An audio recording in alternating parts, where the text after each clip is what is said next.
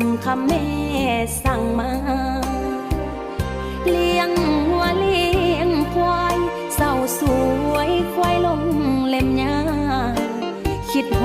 ดแท้เด้บ้านนาห่างลามาอยู่แดนไกลอยากจะกลับไปยามซ้อนยามใสอยู่นาคอยคำแรงมาแม่หาปลามาปิ้งเข้าบ่ายเก็บผักหักน้องอยู่แคมป์นาแคมป์ให้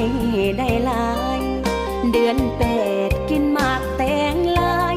คิดหอดแท้ใดอยู่บ้